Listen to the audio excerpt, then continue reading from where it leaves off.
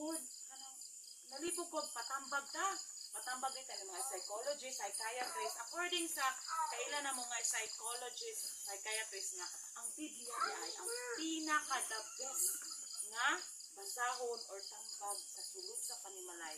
Aron ang sulod sa panimalay, mahimo nga, malinawon. Di sa ng mga pagsulay na ay ginuong gagauban.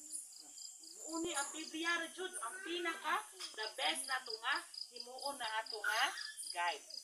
So muto natun-an nato kabiing nga natun-an nato sa kabiingon nga sa John chapter 14 verse 1 to 3 ingon dira nga dili kamo magkaguol.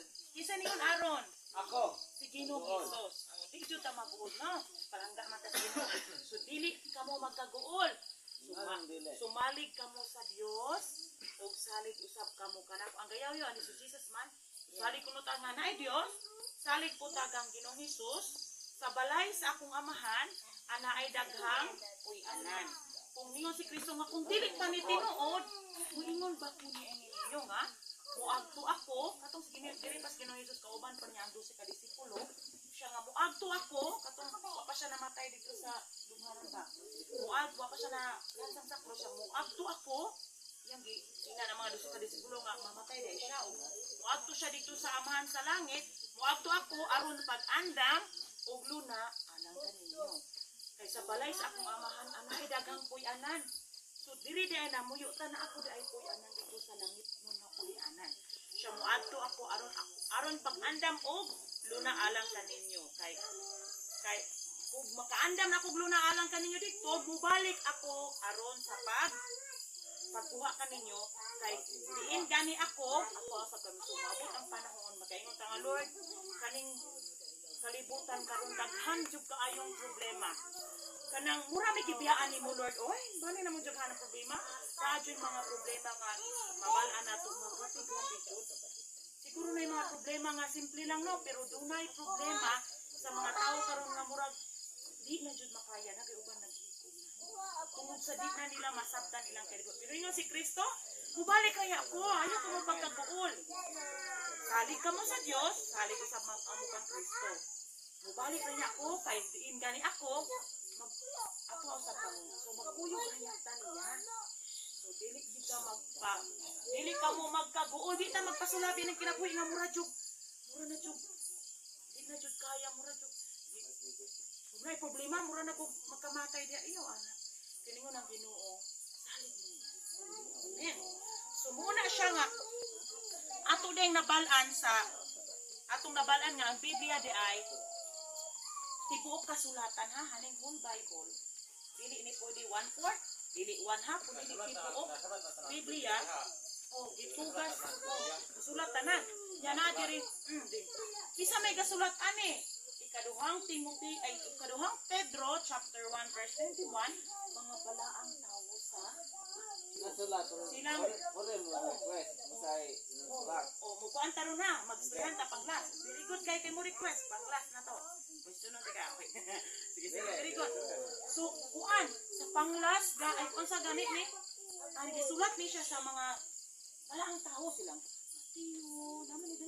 Marcos, Lucas, Juan, sila na nagsulatan ni mga balaang tawo sa Dios. Pero ninanduan sila sa Espiritu Santo. Si example daw. Si Dudong kuno si Pedro. Example daw. Ningon ang Ginoo niya. Pedro, muna isulat ko si Dudong nga Pedro. Unsa pa man Lord? Unsa pa man muna pa Lord, kasi kana siya is unsa silang mga katawan, mga balaang tao sa Dios sa una nga diri nagbuhi diha sa nabud mo sa kalibutan sila. Ginanduan sila sa Espiritu Santo. Silang gisulat, sila sekretary lang. Pero gikan jud sa Ginoo ang ilang gibang sulat. So ang Biblia masaligan. So muna siya no, ang Biblia mo'y ato nga sumbanan. So moto atong nabalaan pud kaha usang adlaw nga aduna daay upat ka nasod. Sa unang panahon dunay duha ka klase nga mga religion sa una dili daghan kaayo. Ipra karon ang unang grupo gitawag siya og sa una pa yung panahon gitawag og Kristiyano. Ang mga Kristiyano muna silang Mateo, silang Juan, silang Mary, Sila tanan. Ang munay mga Kristiyanohan, nagsunod na sila sa mga sa Biblia. Ang ilang iya, Biblia lang jud.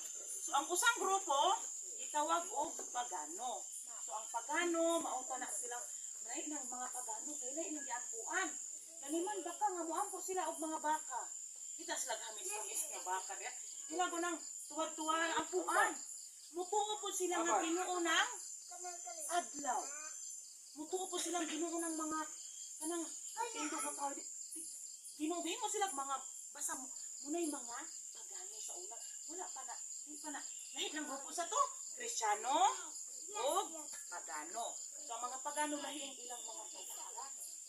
Dili na uyon sa Biblia. So ang sa dalay ko sa limbaho na mong amahan Ginoo. Dili na ko ni mabuhat na explain kung dili kinahanglan kanimo. Ibu ko ni mo balance sa ito. Sumuto siya sa to pagano o Kristiyano. So, muna'y nahitabo. Ang mga pagano, ilang itang patay ang Kristiyano. Kung mabalaan ka nga Kristiyano ka sa una, ang mga pagano, ino sa nila pagpatay ang mga Kristiyano? Kaya anak nila, kanang, so naikuan, sa unang panahon na siya, naay dako kayong pulisiyong, ino sa nila pag-persecute ba, babalaan kang Kristiyano ka. Example, ikaw, amahan Ruben, yan na kayo mga anak dagan, madakpan ng Kristiyano mo. O Kristiyano man ka, o sa'y buhato na pangino. So, ingon nga, ibutang, tuyuon sila butang sa dako kayong kulusiyong dira. Muna bigay ka ng kanang atong bisan sa bulangan, mauna sa una. Dili manok ng butang sa una, tao na. Sa unang panahon. Magdakpan kang Kristiyano ka, dira kasto nga, sa buton ang amahan, ingon nga, sige, kung naa sila'y tuyuon sa lalom nga, panggutom nga mga leyon. Mga leyon bang gituyo gutom. Kuya kay Kristiyano ka din ang gusto nga iska pamilyahan mo, pila ka pamilyahan. Buhian tong leyon, kaunon sila nga buhi. Ing anak sa una kung babalaan kang Kristiyano, patay jud sa una. Kay ang Kristiyano ug ang pagano sa una nag-awayay. Di ang nahitabo usapod. According dito sa history jud sa Roma, halos mahurot ang kahoy gud dito. Kay putlo nila og kung Kristiyano ka sa una, igakod ka nga, buhi, baatan ka diha, o butang ng alkitran dire, sila bandire, siya rin di ka muundang pagka-Kristiyano sa una. Patay sa una, mabalaan kang Kristiyano. Aning mga Bible sa una, ang wala mo giunsa ni? Magsila obra gud ni, bilas mga kalsada sa una, kung balakpan inyong balay na i-Bible, apil ka sunod, pauban ang Biblia. Ay, anak, ang pag-awayay sa mga pagano o sa mga Kristiyano. Kaya gagamit ko na ang mga pagano sa mga saksak. Kaya dili ganahan si Satanas nga makabasa tag Biblia kay basing ra makaandam tas atong kinabuhi basing malangit. Sumna yung plano. So ang hitabo dira ha. So pila to ka nasud ang nasakop ka sa una? Una is Babylon.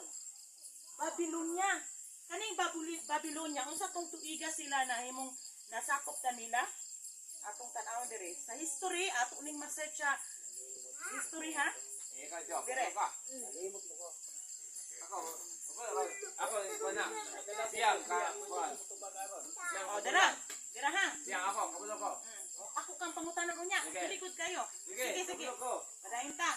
Ang Babylonia, 605. O saan naman kung tuiga? 2025. 605 pa man yung tuiga. O, halis history. Masearch ko na ito. 605 pa ang edad sa kalibutan. Hantod sa 539 before Christ. Wala pa nga panganak si Kristo. Wala pa siya napakatao. Sila ang nanakop ang Babylonia. Si King Nebuchadnezzar. Siya ang nanakop niya. Kani siya nga grupuha, pagano gyapon nga nasod. Dili sila mga Kristiyano ha, pero sila ang nahimo nga dako-dako sa kalibutan ba. Na ang problema, kay kung sila ang dako-dako, may impluwensyahan ta. Kung sa atong ginabuhat sa barangay, sa atong education na sa eskwelahan, sa atong mga patakaran sa gobyerno, mauna siya ilang sundon ang patakaran sa mga kung kinsa ang mga pagano niya, mga Babilonya sila. Kung kinsay dato, agto putang ay mangutang man sa atong gobyerno. Agto magsunod-sunod. Okay, Oh, okay, okay. sampig. So ang nahitabo, pero napildi ni sila. Sunod na nakop nato sa 539 BC to 331 BC ang nanakop nato Medo at Persia. Lain na pong nasod. Lain na pong gingharian na nakop nato. Nasakop ta sunod. Agano gihapon? Bigan gihapon. Sunod ikatulo is Grecian Empire. Mo si Alexander the Great. Mga estudyante, nakaaging eskwelahan na ani siya. So, 331 sa mga tuig 331 to 168 BC, si Alexander the Great. Ika-upat nga nasod nga nanakop nato, napildi man ang Grecian Empire, mao na pud ang Roman Empire. Ulas nanakop nato unsa? Roman Empire. Empire. Roman na nasod. Roman Empire. Nya kay napildi man nila ang Grecian Empire, so napuntan sila na pud nanakop nato ang mga Roman Empire. So pag abot sa Roman Empire, diri na. Kay sa panahon ni Jesus Christ, katong si Poncio Pilato, Roman Emperor ba ya si Poncio Pilato? Muto katong gadugsak diri ni Jesus. Gipatay man to ni Jesus. Mga ang ga-execute ato mga Roman soldier. Katong nga time, basang tuig ato 168 to 476 AD. Mao ang Roman Empire. So wala pa yung mga Roman Empire. So ang nahitabo mo ni siya ha. So mo ni nahitabo.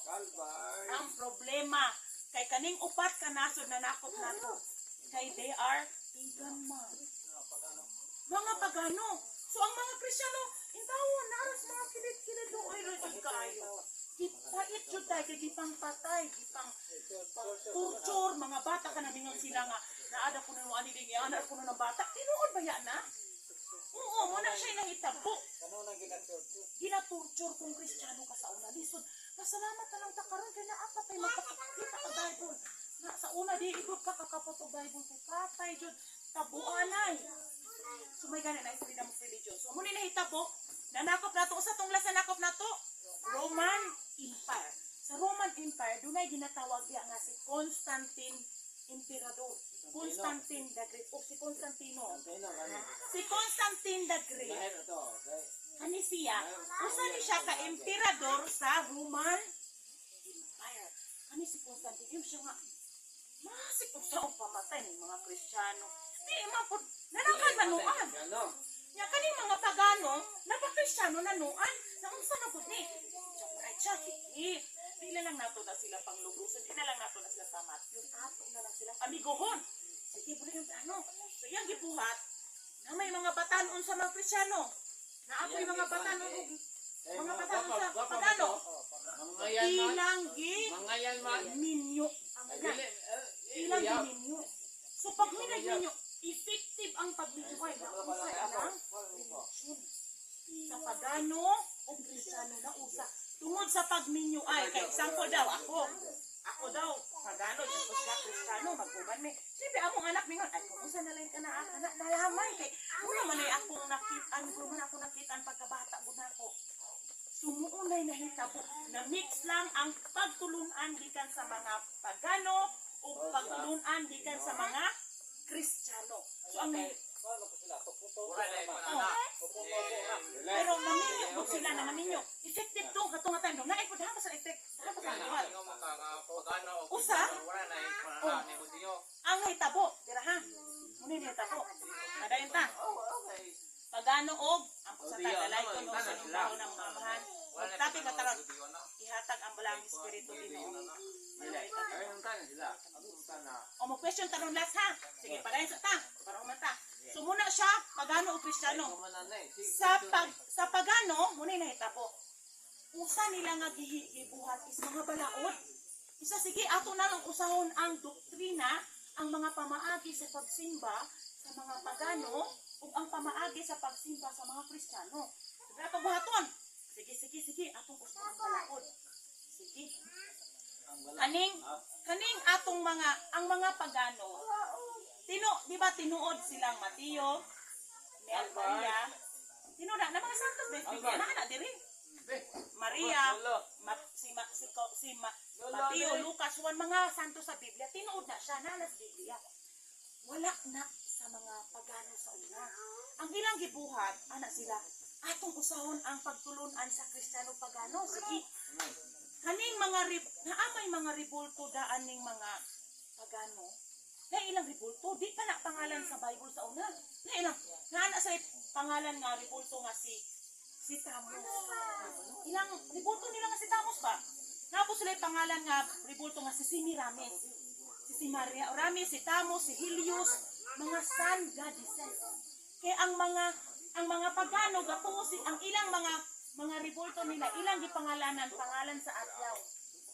Si Ramis, basta may mga pangalan dia. Ang nahitabo, munihang nahitabo.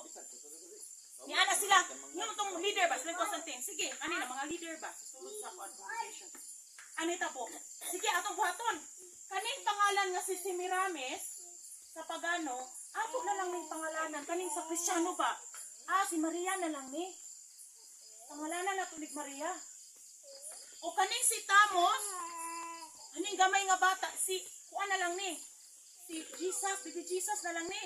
O kaning si kaning si Helios hangtod nga usab. Ang mga ribulto gikan sa mga pagano, ipangalanan nila o pangalan sa Kristiyano nga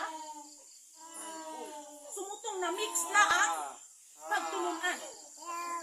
Ang lain nga pagtulunan, another ha, padayon ta. Kani siya ha, dapat makabalo ra kita ani, dili ni siya ingon katang kabaluta. Di ang hitabo usa, giusob nila ang pagsimba.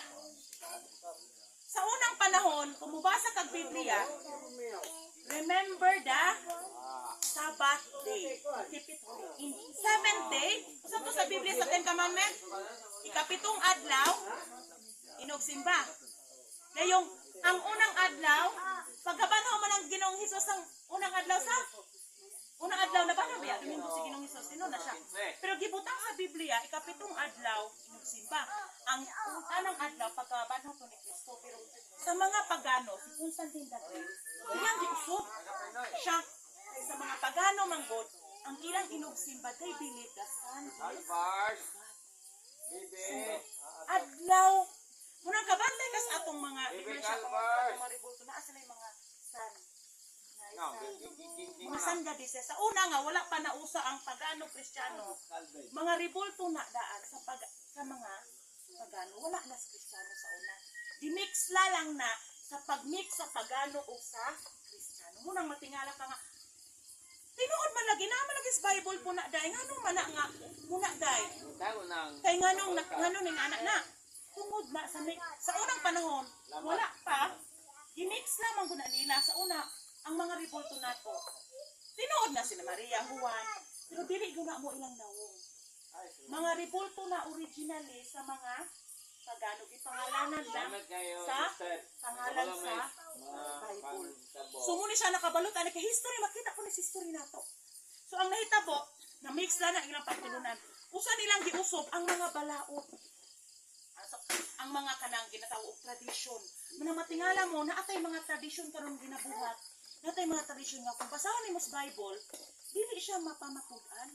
Pero gabuhat na mga tradisyon nato mga celebration nato mga tradisyon sa pero matingala ka nga anong wala sa Bible tungod kay ang tradisyon ang mga tradisyon sa unang panahon munang tradisyon sa mga pagano dili na pagano sa ni matawag insert lang na ang hitabo kay sa Roman Empire nga time gimix lamang gud nila usahon nila ba so nagwa sila gamay pagtulunan sa pagano nagwa po sila gamay pagtulunan sa Kristiyano ang hitabo na siya kaning Roman dira na create yung honto da create as mga balaod sa sulod ipang-usab nila ang adlaw inugsimba imbas ikapitong adlaw dili siya unang adlaw pagsimba trabaho na ikaw doon sa to kuan sa bato wala man lagi so ito gi-join nila so muna siya magtopic ka taan aron na ako tagha so gimix lang nila ang nahitabo dunay mga balaod diri nga Christian upigan so ang nahitabo muna siya ako sa ta dalay ko nung simbaho na mga taga-balang spiritual so mahitabo na mix lang na so muna siya nga daghat na mga balaod na ana ang pagano Kristiyano na usa na. Munang ningon sa Mateo 28:1 ningon ang Ginoo nga iwali ninyo ang kamatuoran. Ingon pa. Mateo 28:19-20 nga iwali ang kamatuoran jud. Ang Biblia. Munang kinahanglan ta gubak, gihanyo tas Ginoo karon. Ningon ang Ginoo nga Revelation 14 verse 6 and 7 nga simbahan ninyo ang magbubuhat. Kinsa ang mabubuhat sa kalibutan? Ang Amahan, Ang Ginoo. ang Anak mo si Ginoong Hesus ug ang Espiritu Santo mo unang na one Wala God. wala lahat three Ginoo person. sa buhat. Sumuuna ang magbubuhat sa kalibutan. Gihanyo tas Ginoo karon nga Ginoo, go ano eh? back to the Bible. Simbahon nato ang Ginoo nga nagbuhat sa langit, sa Ginoo. yuta. Dili nato simbahon ang binuhat. Wala yung buhatan Ginoo. Ingat tas Ginoo ra. Padayon ta ha.